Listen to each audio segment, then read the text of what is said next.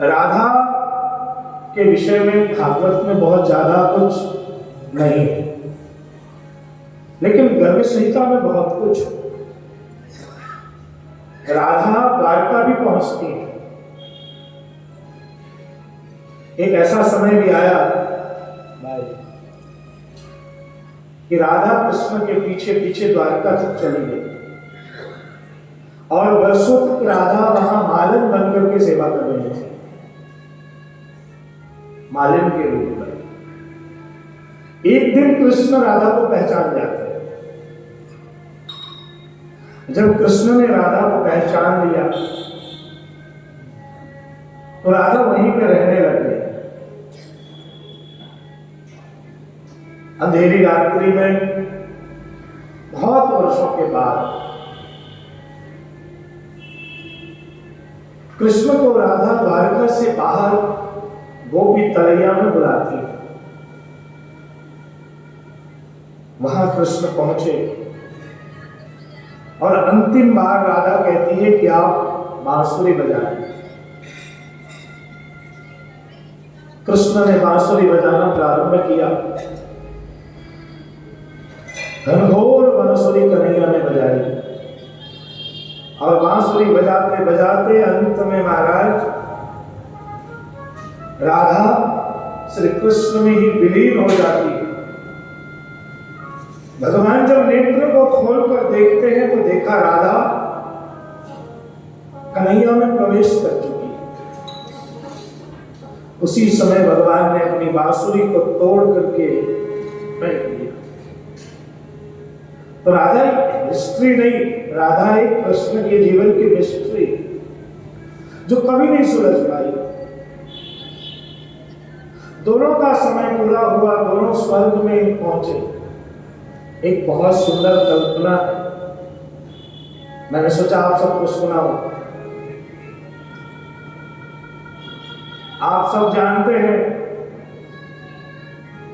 कि राधा तो जीवन में सिर्फ कृष्ण को प्रेम करती रही, लेकिन कृष्ण का इतिहास बहुत तरह से अलग अलग प्रकार से रहा है। भगवान कृष्ण रोज स्वर्ग में वॉकिंग करने जाते थे। भगवान ने कभी नहीं सोचा था कि राधा फिर मुझे कभी मिलेगी या राधा से मेरी कभी मुलाकात होगी। विवाह हो गया, इतने सारे बच्चे हो गए। कृष्ण के जीवन में एक पत्नी से 10-10 बच्चों का जन्म हुआ। इतनी बड़ी गृहस्थी हो गई, सब कुछ हो गया। तब स्वर्ग में विचरण करते हुए अचानक, यहां से शुरुआत है, स्वर्ग में विचरण करते हुए अचानक एक दूसरे के सामने आ गए। विचलित से कृष्ण और प्रसन्नचित्त सी राधिका। कृष्ण कैसे हैं? बिल्कुल विचलित, क्योंकि बहुत कुछ किया है अपने जीवन में, तो विचलित है। राधा सिर्फ कृष्ण को ही प्रेम करती रही, शांत है। विचलित से कृष्ण और प्रसन्नचित्त सी राधा। कृष्ण सकपकाए, सकपकाए, राधा मुस्कुराई, राधा मुस्कुराई। इससे पहले कृष्ण कुछ कहते, राधा बोल उठी, कैसे हो द्वारकाधीश। कृष्ण कुछ कहते उससे पहले राधा बोल उठी, कैसे हो द्वारकाधीश। जो राधा उन्हें कन्हैया कन्हैया कहकर बुलाती थी, उसके मुख से द्वारकाधीश का संबोधन कृष्ण को भीतर तक घायल कर गया। भीतर तक घायल कर गया। फिर भी किसी तरह अपने आप को संभाला और बोले राधा से, तुम तो द्वारकाधीश मत कहो, मैं तो आज भी तुम्हारे लिए कन्हैया हूं। आओ बैठते हैं, कुछ मैं अपनी कहता हूं, कुछ तुम अपनी सुनाओ। कृष्ण बोले, सच कहूं राधे, जब जब भी तुम्हारी याद आती है, जब जब भी तुम्हारी याद आती है, इन आंखों में आंसुओं की बूंदें छलक जाती है। राधा बोली, मेरे साथ ऐसा कुछ भी नहीं हुआ। राधा बोली, मेरे साथ ऐसा कुछ भी नहीं हुआ, ना ही तुम्हारी याद आई, ना ही तुम याद आए। मेरे साथ ऐसा कुछ भी नहीं हुआ, ना ही तुम्हारी याद आई, ना ही तुम याद आए। इन आंखों में सदा तुम रहते हो, इसलिए रोते भी नहीं थे, कहीं आंसुओं के साथ आप निकल न जाओ। राधा बोली, इन आंखों में सदा तुम रहते हो, इसलिए रोती भी नहीं थी, कहीं आंसुओं के साथ आप निकल न जाओ। राधा जी की इस स्थिति को देख करके प्रसंग तो बहुत लंबा है, लेकिन बार बार कन्हैया को राधा जी की याद आती है। पूरी द्वारका लीला पूरी होने को है, और पूरी द्वारका लीला में बार बार नारद जी भगवान कृष्ण को पूछते हैं कि प्रभु ब्रज कब जाओगे, क्यों आपको ब्रज की याद नहीं आती। कथा आगे बढ़ रही है। भगवान 16,108 विवाह करने के बाद पाटलिपुत्र में पधारते हैं। जरासंध के साथ युद्ध होता है।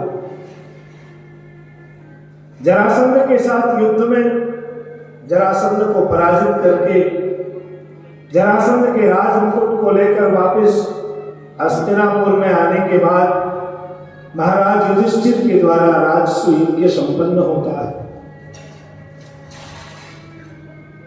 जरासंध कंस के ससुर हैं। सभी राजाओं की अनुमति प्राप्त हुई, जरासंध ने अपनी अनुमति नहीं दी। भगवान कृष्ण भीम को लेकर पाटलिपुत्रा में पधारे। 28 दिनों तक भीम ने जरासंध के साथ युद्ध किया। जरासंध की मृत्यु ही नहीं हो पा रही थी। तब भगवान ने भीम को बताया कि जरासंध के शरीर को 2 भागों में विभक्त करने के बाद दोनों को विपरीत दिशा में फेंक दो। और विपरीत दिशा में फेंकने के बाद जरासंध की मृत्यु हुई है। युधिष्ठिर का राजसूय यज्ञ प्रारंभ होने वाला था।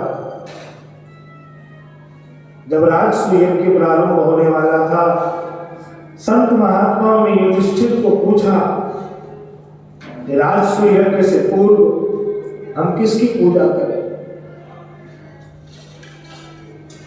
यहां राजसूय यज्ञ में कैसे पूजन हो। युधिष्ठिर ने कहा कि हम भगवान कृष्ण की पूजा करेंगे। शिशुपाल खड़ा हुआ और शिशुपाल ने विरोध करना शुरू किया। विरोध करते करते शिशुपाल ने भगवान को गाली बोलना शुरू किया है। भगवान सहन करते रहे। ये वही कृष्ण है जो खुद के लिए गालियां भी सहन करता है। और सहन करते करते भगवान ने शिशुपाल को कहा, शिशुपाल मैं तब तक ही सहन करूंगा जब तक चुप हो। और अंत में अचानक शिशुपाल ने गाली ही देना प्रारंभ किया और भगवान चतुर्भुज रूप में विभक्त हुए हैं। अचानक चारों तरफ पुष्प की वर्षा होने लगी, शंख बजने लग गए, मृदंग बजने लग गए। और अचानक घोर आवाज होते होते शंख बेरी मृदंग ढोल सारे के सारे बजने लग गए और भगवान के हाथ में सुदर्शन चक्र प्रकट हुआ है। सारे संत महात्माओं को आज तक भगवान ने चतुर्भुज नारायण का दर्शन नहीं कराया। आज पहली बार भगवान के दर्शन चतुर्भुज नारायण के रूप में। और चतुर्भुज नारायण के रूप में दर्शन करते ही एक बार भगवान ने शिशुपाल का उद्धार किया है। बोलिए कृष्ण कन्हैया की जय। और महाराज शिशुपाल सुधार के पश्चात जय हो जय हो जय हो जय हो। होली के समय ज्यादा, अभी कम। होली के समय अपन आनंद लेंगे आपके साथ।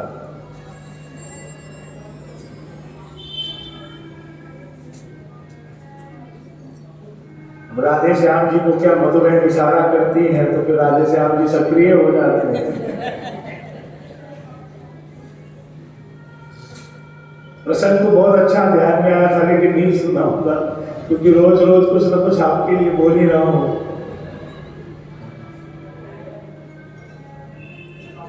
ऐसी घटनाएं होती रहती है। उन्होंने कहा होगा कि भागवत की पोथी पे छींटना, आते आते दिमाग में से बात फिसल गई, उसके बदले में मेरे ऊपर ही उड़ा दिया। होता है साहब।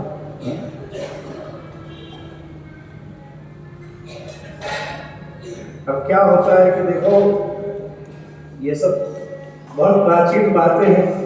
हमारे साथ एक बार घटना हो गई बचपन में ही। पिताजी ने कहा कि ठाकुर जी को भोग दे आओ। मुझे सुनाई पड़ा कि ठाकुर जी को भोग आ गया, मुझे लेना है। ठाकुर जी को धरने से पहले मैं ही बैठ गया। पिताजी आए, बोले कानवार, वो ट्रीटमेंट तो होना ही था जो होना था, तो यहाँ से ट्रीटमेंट पहले देते थे पिताजी लोग। अकड़ करके और दो चार मतलब फिर लाल करके निकले मंदिर में से बाहर। तो आपने भी बड़ा बढ़िया किया यहाँ भोग धरने के बदले। आनंद ही आनंद आयो। यही आनंद है जीवन का। अभी तो होली में आनंद लेंगे। तो भगवान ने शिशुपाल का वध किया। महाराज युधिष्ठिर के यज्ञ की पूर्णाहुति हुई। यज्ञ पूर्ण होता है और यज्ञ पूर्ण होते होते भगवान बड़े प्रसन्न हुए। आइए आगे की कथा में हम सुदामा चरित्र में प्रवेश करेंगे। महाराज बानासुर के मंगल में प्रसंग में प्रवेश करेंगे। उससे पूर्व थोड़े से आप सबके हाथ पांव जकड़ गए होंगे। ऐसे हाथ पांव के लिए बता दूं, बहुत सरल ट्रीटमेंट है। मधुबहन आप सुनना ध्यान, क्योंकि आप कुर्सी पे बैठती हैं, ये सब बेचारी जमीन पे बैठती हैं। बामन भगवान जब राजा बलि के यहाँ आए तो राजा बलि ने क्या किया? केशर स्नान कराया। क्या किया? केशर स्नान कराया। आज भी अपन ठाकुर जी को केशर स्नान तो कराते ही हैं। बल्लभ कुल के बालक पधारते हैं तो केशर जल से उनके चरण को धोते हैं। केशर स्नान का क्रम तो है ही अपने आप। अब ये केशर स्नान क्यों कराते हैं? क्योंकि केशर स्नान कराने से जो थकावट हो, थकान हो, चलते चलते पांव दुख गया हो, तो वो सब थकान की निवृत्ति हो जाती है। अब आप सब 7 दिनों से 4-4, 5-5 घंटे तक बैठे हो, होटल में पांव में दर्द तो होता ही होगा सामने। कुछ मत करना, 100 ग्राम 50 ग्राम केसर को खूब अच्छे से पीस करके और दोनों पांव में लगा लिया करो आप सबको। बिल्कुल कोई क्रीम लगाने की जरूरत नहीं, बच्चों को परेशान करने की जरूरत नहीं। बस दोनों पांव में बढ़िया से 100 ग्राम केसर लिया, खूब अच्छे से सिलपट्टे पे पीस करके जैसे चटनी पीसते हैं, और दोनों पांव में चुपड़ दो। आप देखो तो सही करके पहले। हैं? मारे बाल गोविंदा जी, मारे घर रमवाजो जी, ठाकुर छेल छबीला जी, मारे घर रमवाजो जी। तो तैयार है आप सब? चले ठाकुर जी के साथ खेलने? तो फिर ठाकुर जी के साथ खेलने चलेंगे आज। भाई बोलिए कृष्ण कन्हैया